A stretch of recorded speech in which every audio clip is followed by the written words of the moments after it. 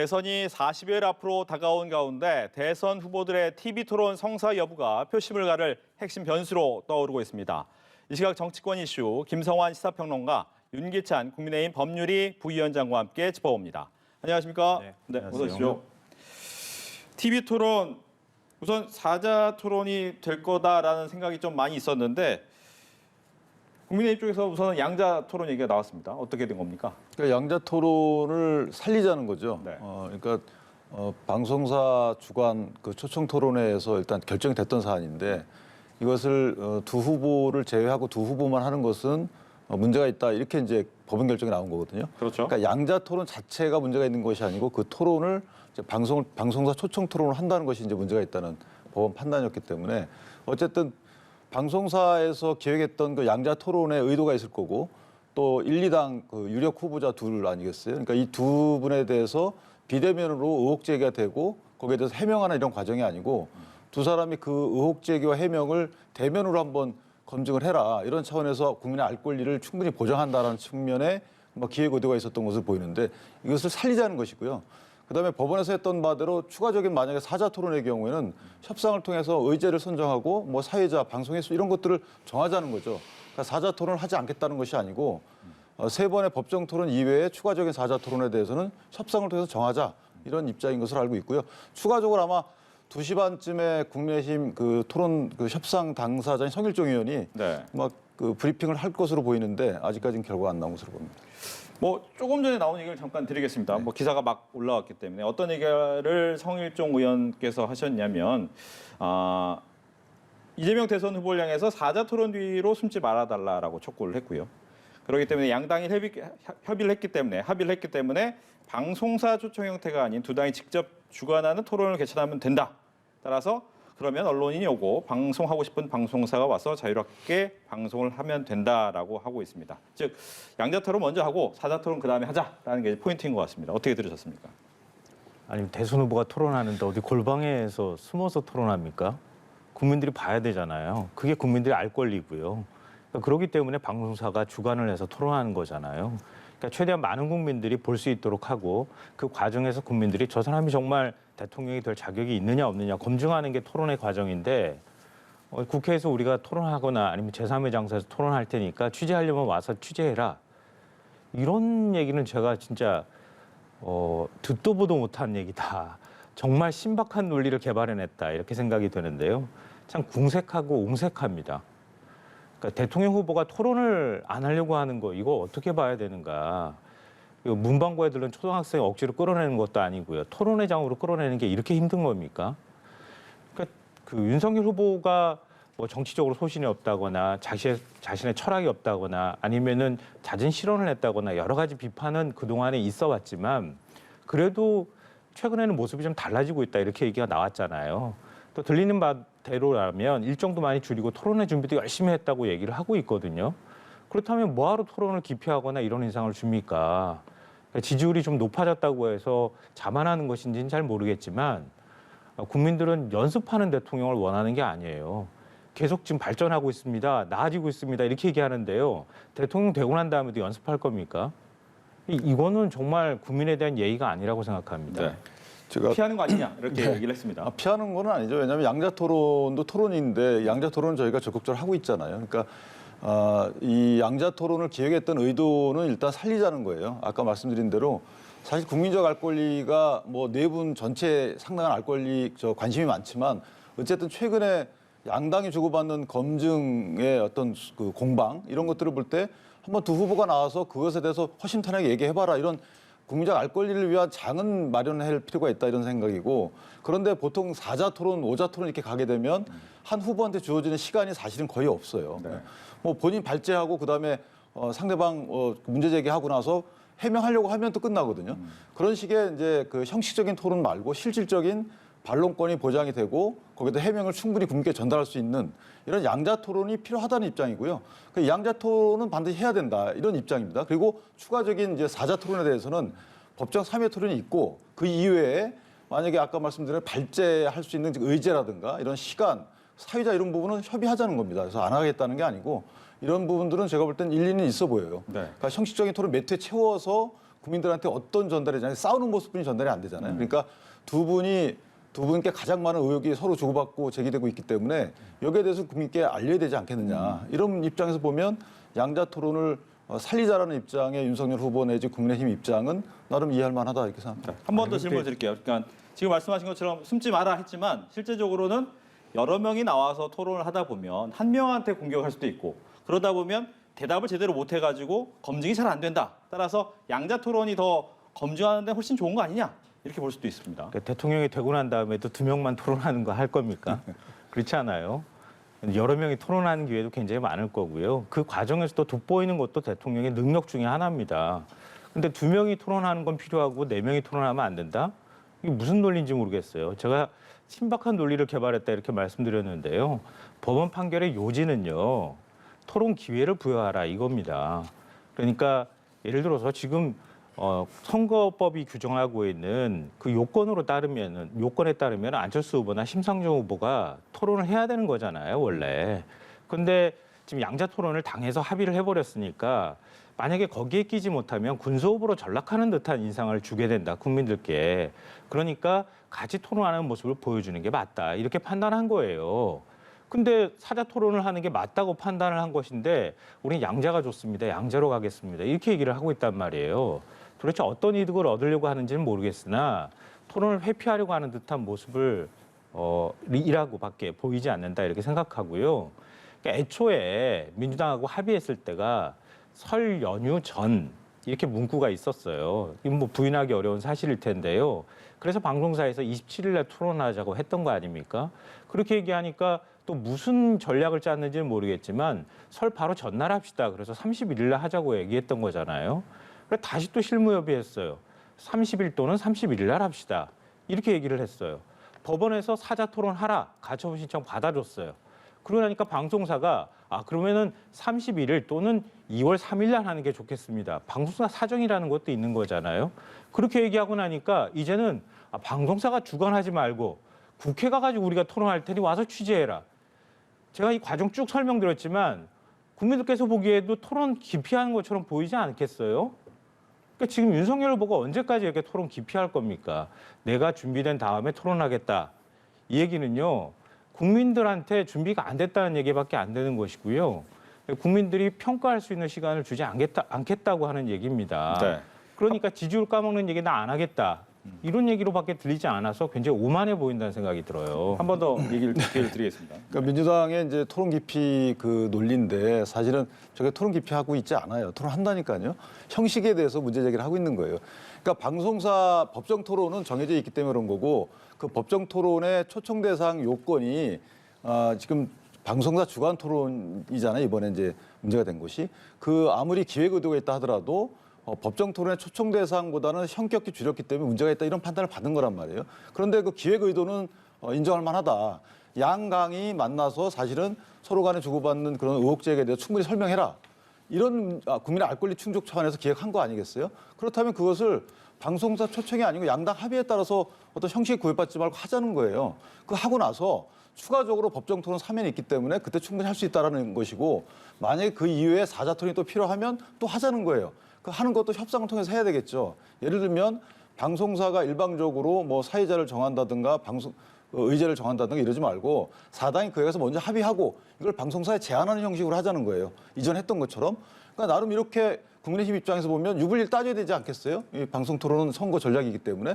그래서 그런 유불리를 감안한 제안을 한 것이지 이것이 뭐 토론을 하지 말자, 토론 깊이 이런 식의 그 옛 어떤 구도에 그런 말씀하시는 건 좀 안 맞는 거고. 그럼 하나 제가 그런 여쭤보고 시각이 있는 건 싶어요. 알겠지만 저희가 이제 방금 말씀드렸지만 이러이러한 국민적 알 권리 차원에서 이렇게 제안을 하니 여기서도 민주당이 답변을 하면 돼요. 그러니까 제가 하나 여쭤보고 싶어요. 왜 양자 토론을 먼저 해야 된다고 생각하십니까? 양자 토론을 먼저 하기로 했기 때문에 그렇죠. 원래 이게 처음에 보면 SBS가 처음에 방송 사자 토론 제안했잖아요. 그리고 그 이후에 KBS도 또 제안을 했단 말이에요. 그 한참 이전입니다. 12월 달, 1월 달 초에요. 그런데 이것이 양당이 안 받았어요. 결국 양자 토론을 합의를 했어요. 우여곡절이 있었지만. 그러니까 합의한 것까지는 인정이 돼야 되잖아요. 그 합의를 했단 말이에요. 그 합의한 양자 토론의 형식을 살리자는 거죠. 이것이 이제 법원에서 당신들 왜 방송사 주관의 양자 토론을 그렇게 공정치 못하게 해? 라는 문제제기가 있었기 때문에 반영해서 그 형식과 이걸 바꾸자는 거예요. 이것이 왜 나쁜지 모르겠어요. 그 뒤에 사자 토론에 대해서는 또 네 당이 협의해서 정하자는 거예요. 이런 기본적인 입장에 대해서는 저도 좀 일리가 있다 이렇게 생각합니다. 알겠습니다. 사자 양자는 요까지 하고요. 여담이지만 그러면 사자 토론을 하게 되면 최근 여론조사에서 좀 지지율이 많이 나온 허경영 후보가 있어요. 허경영 후보 넣어야 됩니까? 아, 그건 또 다시 또 법원의 판단을 구하면 되겠죠. 그렇지 않겠습니까? 네. 근데 법원이 선거법에 기초해서 이번에 판단을 내린 것은 아니에요. 보니까 왜냐하면 선거법에 기초했다고 하면은 그냥 선거법 조항을 인용해가지고 가처분 신청을 받아주면 되는 거였거든요.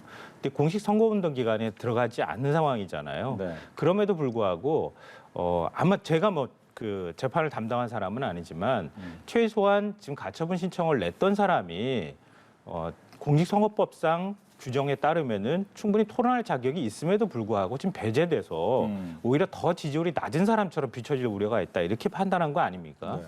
또 허경영 후보의 경우에는 그 어떤 기준에 맞춰 보더라도 해당이 되지는 않아요.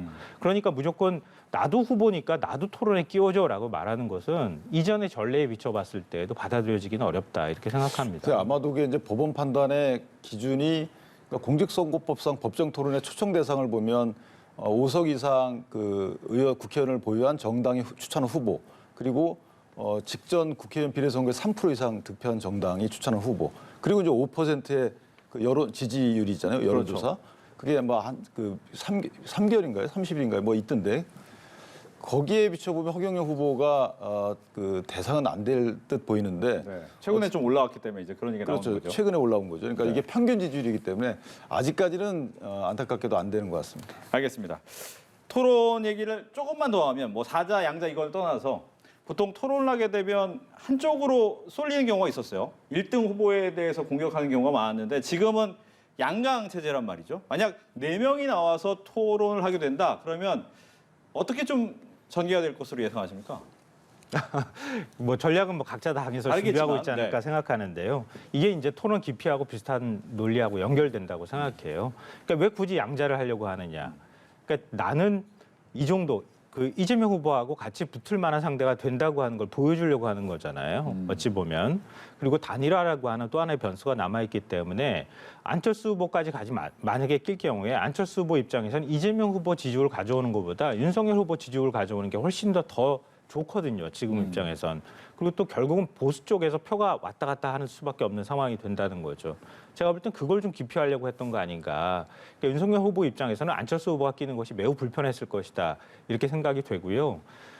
그리고 이재명 후보가 지금 토론을 잘한다고 하는 평을 네. 받잖아요. 그러니까 잘한다고 아무래도 하니까 잘해야 본전 아닙니까 결국? 그렇죠. 그렇게 얘기할 수 있죠. 네. 왜냐하면은 시속 50km로 달리는 사람이 100km까지 속도 내기에는 좀 쉬운데 한 200km로 달리는 사람이 300km 속도 내는 건 쉽지 정말 않죠. 어려운 거잖아요. 그렇게 생각할 수 있겠는데 저는 토론의 과정은 어찌 보면 진정성하고 연결이 된다고 생각해요. 그러니까 국민들하고 대화하는 거잖아요. 그러니까 후보들 간의 싸움을 하는 것이기도 하지만 국민들을 대상으로 해서 자기가 자격 있는지 없는지를 보여주는 과정일 거란 말이에요. 그러니까 내가 저 사람하고 싸워서 반드시 이겨야 돼. 이렇게 토론하다 보면은 그건 오히려 역풍이 불 가능성이 있어요. 과거 토론을 봐도 그랬고. 그러니까 이재명 후보 입장에서는 국민들을 상대로 말을 걸거나 국민들을 상대로 해서 내가 어떤 사람입니다라고 보여주는 전략을 취할 필요가 있다. 그런 면에서는 뭐 윤석열 후보가 나오든 누가 나오든 크게 상관은 없는 것이다. 국민들은 어차피 그 안에서 비교 우위를 만들어내는 과정들을 밟을 거니까요. 그렇게 생각하고요. 뭐 윤석열 후보 입장에서는 열심히 TV 토론 준비했다고 하는 일정 다 줄이고 준비했다고 하는 얘기가 들리는데 이제 막판 이제 그런 거잖아요. 우리 이제 벼락치기 하듯이 지금 공부하고 있는 거 아닌가 싶은데요. 공부해서 잘 아는 척 한다고 해서 전 지지율 올라가지는 않을 거라고 생각해요. 그러니까 그거는 드러날 수밖에 없거든요. 알겠습니다. 그러니까 사람의 그 얘기도 들어봐야죠. 네. 그러니까 토론에 사실은 이재명 후보가 어떤 정책 이런 것에 대해서 설명 능력이 뛰어나시죠. 그러니까 토론에서는 이재명 후보가 유리한 건 분명합니다. 아무래도 정책에 대해서 국민들께 알아듣기 쉽게 설명하는 능력은 탁월하기 때문에 그런데 이제 정책의 차별화가 없는 상황이기 때문에 윤석열 후보와 토론에서는 정책에 대한 설명 그 능력 갖고만 평가받기는 어렵다. 그렇다면 결국은 양 후보에게 제기된 여러 가지 의혹에 대한 이제 어느 정도 해명을 하느냐 이런 장이 되느냐 충분히 국민들께 해명이 됐느냐 이런 부분이 이제 토론에 대한 평가로 작용할 것 같고요. 여기에 안철수 후보가 만약 가세하게 되면 심상정 후보가 가세하게 되면 그러니까 두 양강 후보의 정책적 차별화가 없는 것에 대해서 다른 후보들이 이제 정책적 질문을 하겠죠. 그러면 양 후보 간에는 정책적으로 서로 간에 공방이 없던 부분이 끼어들게 되고 이것을 이제 어느 후보가 잘 준비하느냐 여기에 따라서 예를 들면 연금 개혁 같은 부분도 질문이 나갈 거예요. 여기에 대한 입장을 어떻게 명확히 밝히느냐에 따라서 그것을 이해관계 있는 국민적 층이 거기에 약간 움직일 수는 있다 이렇게 좀 생각이 되고 있습니다. 알겠습니다. 이제 쇄신론 얘기로 좀 넘어가 봅니다. 민주당에서는 이제 86 용태론 등의 내적 쇄신론 얘기를 했고 오늘 윤석열 후보 같은 경우에는 청와대와 대통령실 관련된 쇄신 이야기를 했습니다. 먼저 민주당 얘기를 좀 해볼까요? 86 용태론이 나오긴 했는데 당내에서 반응이 좀 뜨뜻미지근하다 이럽니다. 왜 그렇습니까? 그러니까 자신의 정책 생명을 걸고 지금 해야 되니까. 해야 되는 상황이잖아요. 각각의 의원들이 다음번 총선 불출마하겠습니다. 특히 86 의원들이 불출마하겠습니다. 이렇게 얘기하는 것 개인적인 여러 가지 아마 고민이 뒤따를 수밖에 없을 거예요. 그러니까 지금 이제 설사 고민하고 있는 의원들이 있다 하더라도 곧바로 나도 그만 이제 불출마하겠습니다. 이렇게 선뜻 밝히는 데까지는 좀 시간이 필요하지 않겠나 이렇게 생각이 되고요. 그러니까 무엇보다도 정치 쇄신에 대한 혁신에 대한 국민들의 요구는 계속 그동안에도 있어 왔잖아요. 지금도 역시 마찬가지로 있다고 생각하거든요. 그러니까 국민들이 그런 바람을 갖고 있을 때 거기에 어떻게 부응할 것이냐. 네. 특히 이제 지금 대선이라고 하는 과정은 미래 권력을 만들어가는 거잖아요. 미래 대통령한테 권력을 어떻게 줄 것이며 그 대통령에게 힘을 실어줬을 경우에 과연 정치를 어떻게 바꿀 수 있을 것이냐에 대한 국민적인 평가가 있는 자리란 말이에요. 그러니까 민주당 입장에서 뭐 정치 쇄신이나 이런 목소리를 내는 거는 어찌 보면 당연할 수 있겠다라고 생각이 되고요. 근데 다만 좀 아쉬운 부분은 있어요. 그러니까 민주당이 어렵사리 송영길 대표가 일단은 불씨를 만들어 놓은 거잖아요. 그렇죠. 그래서 본인도 불출마하겠다 이렇게 선언했고요. 동일 지역구 내에 삼성 이상 뭐 이제 출마하지 않도록 하겠다라든가 이렇게 해서 시작을 했다고 하면 그럼 의원들이 각자의 고심은 많다 하더라도 최소한 당에서 이런 위기 의식을 갖고 뭐 어떻게 그걸 뒷받침해 줄 것인지에 대한 논의를 시작해야 된다는 거죠. 당장의 어떤 결과물이 나오지 않더라도 그러니까 그런 모습을 보여줘야 할 필요가 있다. 그러니까 최소한 타이밍이 늦은 거 아닙니까? 지금 그 텀이 먼저 좀 발표한 있어서요. 지 이제 이틀밖에 안 됐는데 타이밍이 늦었다고 하죠. 왜냐면 이재명 후보 같은 경우에 바로 제살 깎는 아픔이다라고 하면서 얘기를 해주고 있는데 네. 거기에 대해서 한두 명 정도라도 더 나왔어야 되는 거 아닌가. 그러니까 우상호 의원도 거기에 지금 뭐 얘기를 보태기도 했고 네. 지금 총괄 선대위원장으로 다시 또 이제 임명이 되는 과정들이 있었는데요. 그러니까 그런 데까지는 뭐 며칠 더 시간이 필요하다 그렇게 할 수는 있겠지만 그러니까 위기 의식을 공감하는 과정은 굉장히 중요하겠다. 그러니까 예를 들면 호남에서 후보가 가가지고 저렇게 호남 지지율을 호소하고 있는 상황이라고 하면 호남 지역의 의원들, 광주에 있는 의원들 뭐 합니까? 같이 가서 그동안에 민주당이 잘못한 부분이 있으면 사과하고 더 열심히 뛰겠다고 말하고 서울 수도권의 민심이 안 좋으면 서울 수도권 의원들이 나서서 후보랑 같이 움직이고 의원들이 뭔가 열심히 뛰는 모습을 보여줘야 될 거 아니에요. 제사를 깎는 모습들도 보여주고 그렇게 하면서 나중에 가서는 의원직 내론을 각오까지도 밝히고 이렇게 해야 되는데 그런 모습이 잘 나타나지 않는다. 그런 것들에 대해서 민주당이 위기의식을 공감하고 또 같이 동참할 필요가 있다고 생각합니다. 네.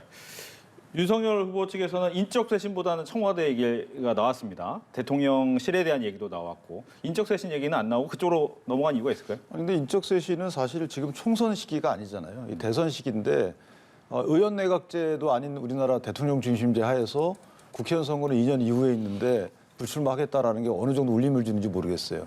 충분한 변화 가능성이 있는 시간이 있는 것이고 오히려 제가 이재명 후보 입장이라면 뭐 현 국회의원들을 전혀 입각시키지 않겠다라든가 이런 식으로 뭔가 민주당하고의 고리를 끊겠다. 그 국정 운영에 있어서 예를 들면 이런 식의 그 근본적인 말씀 없이 몇 분이 불출마하겠다라고 하는 것이 과연 이재명 후보의 지지율 제고에 어느 정도 영향을 줄까? 예를 들면 지금 문재인 대통령의 국정 지지율보다는 이재명 후보의 지지율이 낮아요. 이 근본적인 문제가 있는 거 아니겠어요? 그러면 민주당의 문제인지 현 정부의 정책 실패만의 문제인지 아니면 이재명 후보의 어떤 본인의 문제인지 일단 여기부터 진단이 좀 있어야 될 것 같고 네. 만약에 이재명 후보의 본인에 관련된 문제라면 그 문제점을 꺼집어내서 거기에 대한 국민적 호소를 해야 될 것으로 보이는데 지금 이재명 후보의 행보를 보면 물론 이제 비판적인 저희 당에서 보면 그러니까 민주당 탓, 문재인 현 대통령의 국정 운영 실패 탓 이런 식으로 하고 있다는 거죠. 그래서 일단 진단 자체가 조금 잘못되지 않았나라는 생각을 하는 것이고 물론 남의 당의 문제입니다만은 국민의힘 입장도 인적 쇄신도 추진해야 되겠죠. 그러나 일단은 대통령 선거인 만큼 내가 국정 대선에 당선이 되면 어떻게 국정 운영하겠다라는 걸 먼저 하고 그다음에 이제 인적 쇄신도 따라야 되는 것이고 사실 인적 쇄신은 이후에 국회의원 선거에서 공천을 통해서 하는 거예요. 지방선거에서 공천을 통해서 하는 거기 때문에 이것은 대통령이 자주유지할 것은 안 됩니다. 사실은 당대표 내지 그 당에서 알아서 할 일들이에요. 그러니까 대통령이 만약에 인적 쇄신하겠다, 당에 대해서 사실 월권이죠. 그런 측면에서 보면 민주적인 절차도 아니다. 이런 생각이 듭니다. 거기에 대해서 얘기를 한번 더 듣겠습니다. 애써 의미를 깎아내리고 싶어 하시는 것 같아요. 정치 쇄신에 대한 국민들의 요구는 계속 있는 것이고요. 그리고 이전에 뭐 이명박 박근혜 대통령은 안 그랬습니까?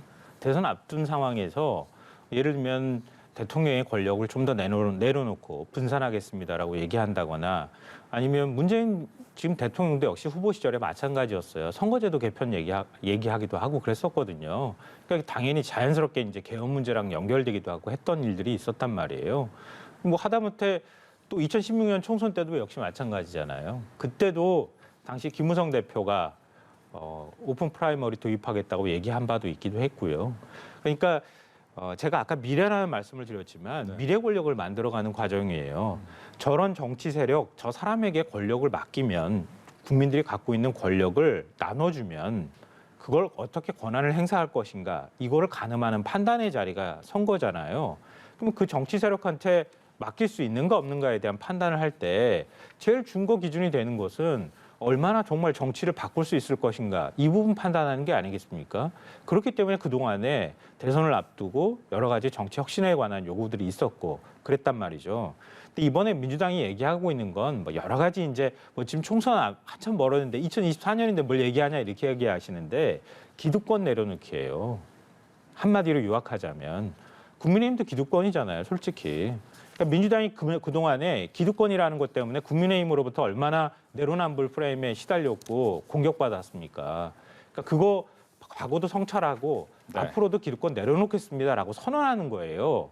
그리고 기득권 내려놓는 데 있어서 그럼 뭘로 기득권을 내려놓는다고 얘기할 수 있겠습니까? 가장 큰 게 제가 다음번에 의원직 또 하거나 이렇게 하기보다는 국민들께 판단을 구하겠습니다. 그리고 내려놓는 게 제일 큰 거잖아요. 그러니까 그거부터 선언하고 나왔다는 거예요. 알겠습니다. 힘들더라도 그 과정들을 하나하나씩 밟아나가는 것 이런 것에 대해서 국민의힘은 같이 동참하거나 네. 아니면 정치 혁신을 위해서 어떻게 노력하겠다고 화답해야 되는 입장인데 이거 진정성 없네. 그러면서 애써 의미 깎아내리는 것 자체가 오히려 더 궁색해 보인다는 생각이 들어요. 기득권을 내려놓는 그런 정치권의 그 노력 좋죠. 그런데 그 기득권이라는 것의 가장 큰 것은 그 폐해예요, 폐해. 여태까지 민주당이 갖고 있던 여러 가지 기득권, 일각에서는 국민들이 준 의석수를 왜 활용 못하냐 이렇게 얘기해왔잖아요. 그러면서 법안 일방적으로 통과시켰잖아요. 거기에 대해서 시정하는 노력을 그건 왜 안 하고 앞으로 어떻게 안 하겠다는 말을 하는지 그 기득권의 폐해부터 시정을 하고 그다음에 기득권을 시정하려는 노력을 해야 되는 것이 아닌가라는 생각이 들고요. 그런 차원에서 보면 예를 들면 기득권의 폐해가 안 생기도록 시정하겠다 이런 거 뭐 평가합니다. 그러면 그 전에 그 기득권을 위한 폐해가 있었던 것에 대한 입장 표명 내지 어떻게 시정할 것인지에 대한 입장도 나왔으면 오히려 저는 선거 전략 차원에 머무르지 않고 전반적인 정치 혁신의 의지가 있다 이렇게 평가를 하겠는데 아직까지 조금 더 봐야 되겠다라는 생각. 알겠습니다. 시간이 저희 이제 1분도 안 남았는데 한 가지만 더 하겠습니다. 뭐 앞서 잠깐 얘기는 했지만 허경영 후보가 한 여론조사에서 5%를 넘긴 걸로 나옵니다. 근데 그 이유가 네거티브전으로 점철된 현 대선 상황에서 오히려 다른 후보에게 관심이 간 것 아니냐라는 생각이 듭니다. 뭐 네거티브 안 하겠다고 하지만 검증은 또 하겠다라고 하고 있기 때문에 이 부분에 대해서 짧게 한마디씩 듣겠습니다. 누가 먼저 하시겠습니까? 먼저 하시죠. 글쎄요, 뭐 네거티브 이재명 후보 말씀 자체가 네거티브와 검증의 한계가 명확치 않고 해서 일단 네거티브를 안 하겠다 이렇게 추상적인 말씀보다는 이렇게 안 하겠다라고 이것이 네거티브인지 검증인지 일단 먼저 정의부터 양 후보가 하고 네. 합의가 되면 그건 바람직하다고 봐요. 그런데 네거티브 상대방이 하는 건 네거티브, 내가 하는 건 검증 이런 식이라고 하면 의미가 없다. 알겠습니다. 이재명 후보 장남 뭐 군에서 뭐 특혜받았다 이렇게 의혹 제기한 거잖아요. 그게 네거티브입니까 아니면 검증입니까? 이걸 제가 뭐 먼저 물어보고 싶네요. 그러니까 후보자 부인과 관련해서 민주당에서 여러 가지 후보자 부인이 마치 뭐 그 권력을 행사하는 것처럼 그렇게 비출 만한 발언들이 있었던 거 아닙니까? 그것에 대해서 의혹 제기하는 게 이게 네거티브입니까? 아니면 검증입니까? 이렇게 지금 물어야 되는 상황에 온 거예요. 그러니까 사적으로 내가 어떤 생각을 뭐 가지고 있는데 정도 수준이 아니라 뭐 예를 들면 언론사 기자한테 당신 내가 집권하면 뭐 본인이 집권하는 것도 아닌데 말이죠. 그러면 가만두지 않겠다라고 한다는 거를 이걸 네거티브라고 치부할 수 있을 것인가 이런 생각이 들기도 하고요. 그리고 뭐 예를 들면 무속 논란도 역시 조남욱 그 사무토건 회장하고 그다음에 윤석열이라고 하는 검찰총장이었던 사람하고 시간은 많지 그 않습니다. 부인하고 같이 연결되는 일종의 이익의 공동체 측면에서 우리가 볼 필요가 있다. 네. 그런 거를 그냥 네거티브입니다. 하지 맙시다. 이렇게 얘기하고 넘어가기에는 사안 자체가 너무 위중하다. 그런 부분에 있어서는 무조건 네거티브라고 해서 비판하거나 아니면 의혹 제기하지 말라 이렇게 얘기하는 것은 부당하다라고 제가 생각해요. 10초만 네. 보태겠습니다. 그러면 이재명 후보가 본인 그 형수께 한 그 여러 가지 욕설이 네거티브입니까 검증입니까? 예를 들면 그 상대방 욕설을 들은 사람한테는 사과 안 하고 국민께는 사과를 했단 말이에요, 본인이. 그리고 그 욕설하게 된 경위에 대해서는 약간 얘기가 다르지만 그 욕설의 수준을 보면 사실 이게 언어폭력 이상의 문제인데 이게 네거티브입니까? 아니면 검증입니까? 그냥 국민적 판단에 맡길 수밖에 없는 거죠. 저는 그렇게 알겠습니다. 생각합니다. 지금 그러니까- 그 부분에 대해서는 계속해서 끝이 안 날 것 같기 때문에 여기까지만 듣고 다음번에 한번 더 모셔서 이야기를 듣겠습니다. 김성환 시사평론가, 윤기찬 국민의힘 법률위 부위원장과 함께했습니다. 오늘 얘기 잘 들었습니다.